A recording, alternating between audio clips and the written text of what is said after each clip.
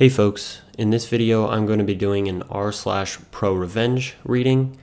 I just got a Blue Yeti microphone and I'm really excited to use it, so I saw this as a fun way to break it in. So without further ado, this posting is called Entitled Kid Chops Down My Tree, costing her 500,000 pounds or 700,000 US dollars. It's been 2 years and I can finally post about this. This is juicy, so get ready. Some background information. We live in an old and big manor that has been split into 3 attached houses. The houses are about 150 years old and were built around 5 huge, giant sequoias, which were about 250 years old. In the UK, giant sequoias are very rare, and the 2 in our garden raised the house price by about 60,000 pounds. We lived next to 2 really nice neighbors, one young couple and one old couple. The story. Unfortunately, our older neighbors passed away, so their child and her family moved in. Let's call her Jo. Jo was instantly a pain in the ass. We had been sharing chickens with the previous neighbors, and Jo agreed to keep sharing them. However, on her nights, she would constantly forget to put them away, so we would have to check them every night anyways. One night, her little brats thought it would be funny to open our personal duck pen in the night, which led to a mass slaughter. Later, the chickens went the same way. About 2 years ago, there was a storm, and one of her sequoias somehow fell over and died. They were distraught, understandably, but from then on, the jealousy started. She would constantly complain about how lucky we were to have 2 sequoias in our garden, and how our sequoia was making too much shade in their garden. It wasn't. Anyway, we just thought it was Jo being a pain. There were only a few dry threats like they will chop it down or maybe the next storm will blow it down.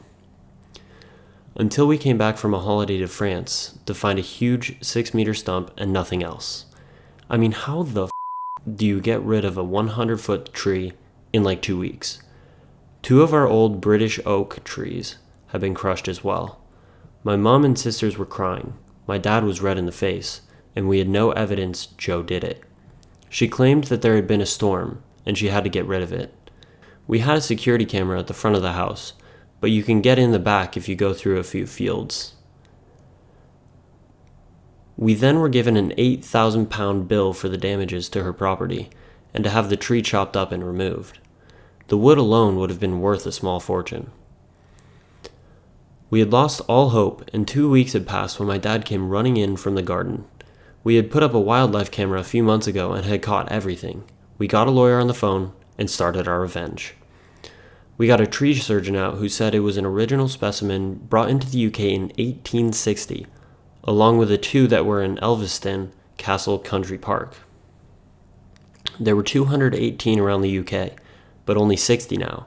He also told us to call out an engineer because the roots might be in the foundation, so when they rot it could damage the house.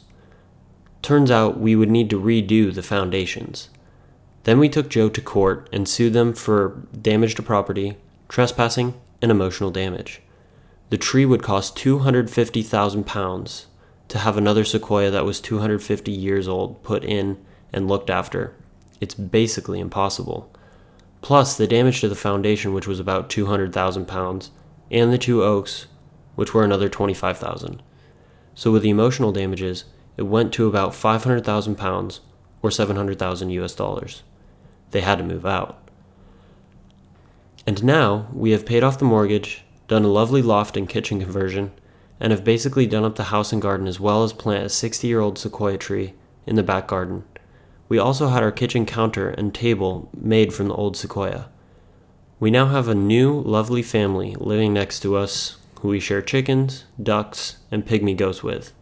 They're very nice, and I make a fortune babysitting their kids. Many of you wanted to hear about the court case, but she didn't stand a chance. And as soon as we revealed the footage to her and her lawyer, she gave up.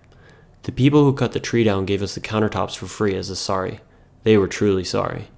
The neighbors had a second home, so they just sold the house and moved back into their smaller one.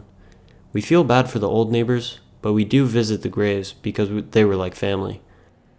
Thanks so much for taking the time to listen in. If there's anything to be learned from this story, it's that you should always have some manner of proof to be able to protect your property. I've had similar incidents with myself with car accidents and such, and I've learned that video proof is able to get you out of a lot of sticky situations like the one this family went through and was luckily able to get out of. So with that said, thanks again for watching. Please let me know if you'd like to see more of this content in the future. I definitely enjoyed making it. See you in the next one.